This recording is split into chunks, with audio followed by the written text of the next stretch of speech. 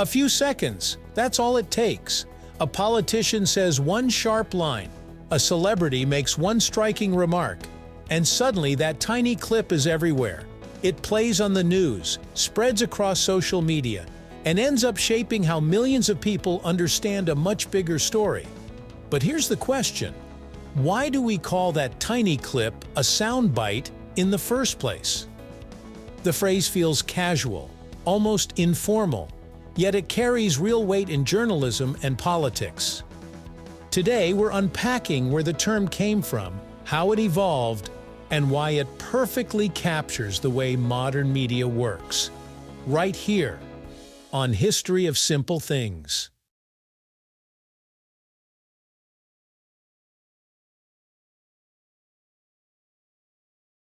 The phrase soundbite is built from two simple ideas: sound, meaning recorded audio, and bite, suggesting a small, easily consumed piece. The word bite had already been used metaphorically in English long before broadcasting, referring to something short and catchy, like a news bite, or even later, a bite in computing. When radio and television began dominating public communication in the 20th century, journalists needed a term for brief recorded excerpts taken from longer speeches or interviews. Soundbite naturally fit. It described a small, digestible chunk of audio pulled from a larger whole, something audiences could quickly hear, process, and remember. Over time, the spelling soundbite became standard, distinct from the computer term byte, even though the similarity reinforces the idea of something compact and information-rich. To understand why the term gained traction, we have to look at the rise of broadcast journalism in the mid-20th century. Radio had already introduced audiences to recorded clips, but television amplified their impact. Networks like CBS and NBC began regularly inserting short excerpts of speeches into news segments. Instead of airing an entire press conference, producers would select a concise, emotionally resonant line. By the 1960s and 1970s, as evening news programs competed for attention in tight time slots, brevity became essential. The public didn't have the patience or the airtime to sit through full-length addresses. Short clips were easier to package and more engaging to watch. The term soundbite started appearing in journalism commentary during this period, reflecting a growing awareness that political communication was being compressed into increasingly smaller pieces. The concept of the soundbite became especially significant during political campaigns. Studies of U.S. election coverage have shown that the average length of a candidate's uninterrupted speech clip on network news shrank dramatically from the late 1960s to the 1980s. During the 1968 presidential campaign, candidates often received clips lasting over 40 seconds. By the late 1980s, that average had dropped to under 10 seconds. Campaign strategists adapted quickly. If only a few seconds would make it to air, those seconds had to be sharp, quotable, and emotionally clear. A well-crafted soundbite could define a candidacy or derail it. The phrase itself became slightly critical, suggesting that complex policies were being reduced to catchy fragments. Yet the efficiency of the format made it unavoidable in an era of limited broadcast time and growing competition for viewers. Although the term originally referred specifically to audio excerpts, its meaning gradually expanded. A soundbite no longer had to be literal sound. It could describe any short, memorable quote repeated in media coverage. Newspapers began using the phrase to critique overly simplified reporting. Media scholars argued that public discourse was being shaped by fragments rather than full arguments. Still, the power of a concise line is not new. Long before television, political rhetoric relied on memorable phrases to stick in the public mind. What changed was the technology.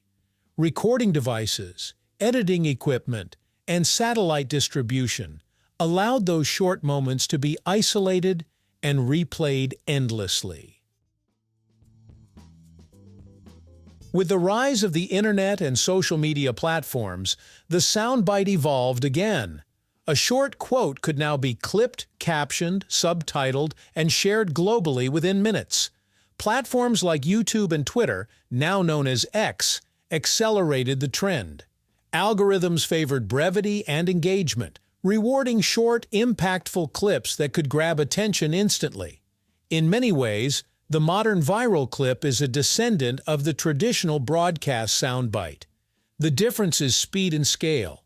What once aired once on the evening news can now circulate endlessly, remixed and reframed by users worldwide. The term soundbite remains relevant because the core idea hasn't changed.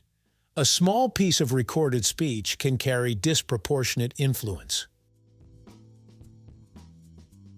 So why does the phrase endure, even as media formats evolve? Part of its staying power comes from how intuitively it describes the phenomenon.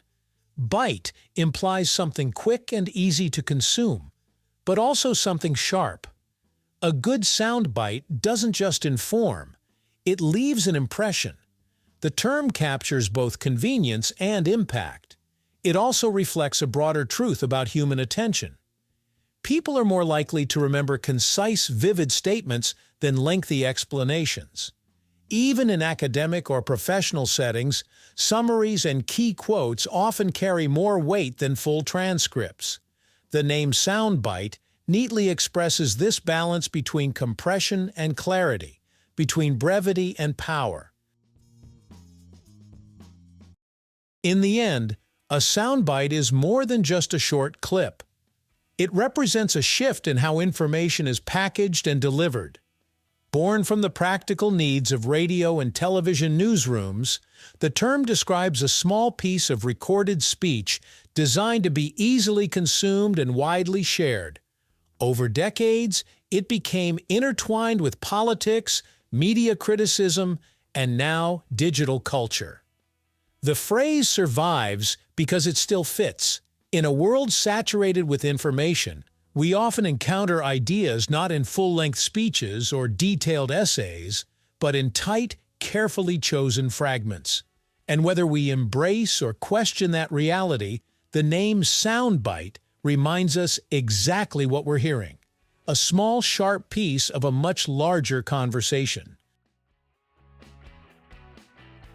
Thank you for watching.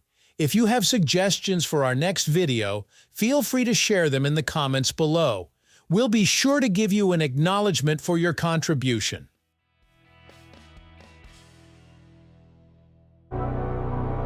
Thank you for joining us on this journey through the history of simple things. Don't forget to like, subscribe, and stay tuned for more stories woven through the smallest details.